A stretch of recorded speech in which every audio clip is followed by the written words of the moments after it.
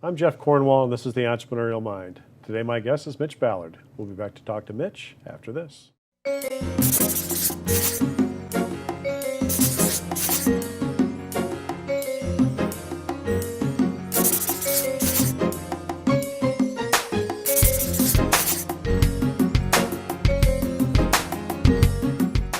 Welcome, Mitch.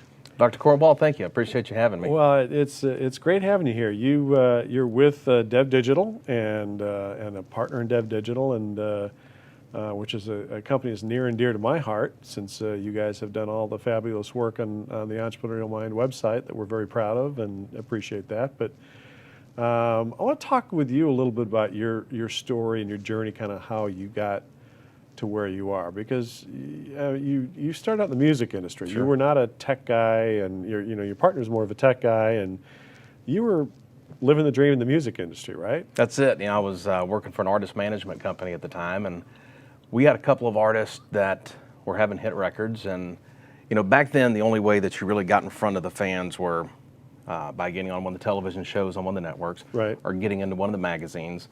And then you had a monthly fan club.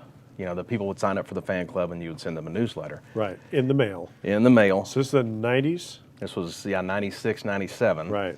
And prior to that as well, but when I really got involved on that artist management end. And we were sitting around talking about other ways. Fanfare was coming up. Right. And we were talking about other ways that we could engage fans and such. And I looked at the guys I was working for, and I literally said this to them. I said, I don't know what this new internet thing is, but it's cool, and I think we need to be on it. And you guys were dealing with country artists? Yes. So, a funny story. A couple of my former students started a company called Oompa, who I'm sure you know. Sure. Yeah, I know those guys well. And when they were first trying their first angle was dealing with apps for musicians. And they tried to sell to, it wasn't Fanfare anymore then, they had changed the name to right, whatever CMA it is. Music CMA Fest. Music, yeah, whatever right. it is. And they were trying to sell their app to that. I don't know if I'm even supposed to tell this story, but they told it in class, so I hope I'm okay with this. And basically they were told that country fans don't carry around smartphones, so it wasn't a good play for them. So, I mean, how did you overcome that kind of a bias at that point? Because that's always been the bias about country fans is, and I'm one of them, we're a little backwards compared to other. Well, and this was 1997 as well, and everything was still new. Right. And so they told me, said, well, go figure out how to get us online then. If it's your idea, you're going to own it. And back then it was hard to find somebody that did, this was just basic HTML. Right. It's hard to find somebody, and they were expensive, and we were, a frugal company. And I found a program for 99 bucks. I said, you buy me this program, I'll learn how to do it myself. And so it was really easy for us to get into it. There wasn't a lot of cost to get into the game. I was already on salary, and the program was 99 bucks, and I did a lot of the work after hours or at my house. Right. So right.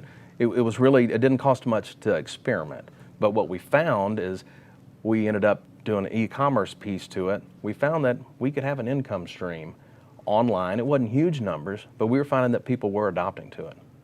Wow. So it was, that was really pioneering in the music industry at that point to do something like that. There wasn't many artists that, Clay Walker was the first country artist to have a website online, and years later he's now a client of DevDigital and has been for about 7 years. And that's awesome. But he was the first to do it, and we weren't far behind.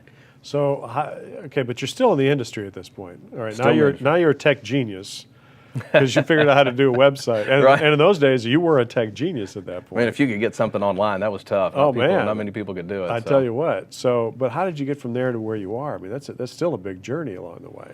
Well, I ended up going down on the road. I was tour managing BJ Thomas and got him an online store set up that ended up, really cash flowing nicely for him. Just kind of money that came into the inbox, right. every month. And right. I was traveling a couple hundred days out of the year, and that starts to wear on you. And the business model of the music industry was changing, and you were seeing the shrinking revenue streams. You were seeing the industry shrink as a whole. Yeah, this wonderful thing, the internet that gave you those websites, was changing everything. Exactly. Right. And I could see the effect that it was having, and had an opportunity. I got a phone call. I was out on the road with a guy named Colin Ray, and got a phone call from Rick Eller, who was GM of WV Fiber, Peter Markham's right. company. He was CEO. Right. And he said, "What are you doing?" I said, "Man, I'm out on the road with Colin Ray." And he goes, "Man, we are building an online record label, virtual record label. We need somebody who knows the music business and knows the internet. You're the first person I thought of." Right. So it was a great opportunity to get off the road and not be gone all the time. It's fun, but it's a younger man's game to be gone Right. that much. Right. And so that's how I kind of made the transition out of the music business full-time into technology full-time. But you're still an employee at this point. I mean, how did you become a technology entrepreneur? We had 8 programmers. Okay. And Peter came to me one day and said, "I've got good news and I've got bad news." I said, "All right, give me the bad news first." He goes, "We're selling the fiber optic company and they don't want the programming division, so you're out of a job." I said, "All right." I said, "What's the good news?" He goes, Right. "Man, I like you." And we were starting to get some other clients as well. And Clay Walker came on board with us and some other people. And he goes, "You know, like you, I like what we're doing here. And I think there's potential. If you're interested, I believe we can acquire the company. But there's no money in the bank and we're not funded."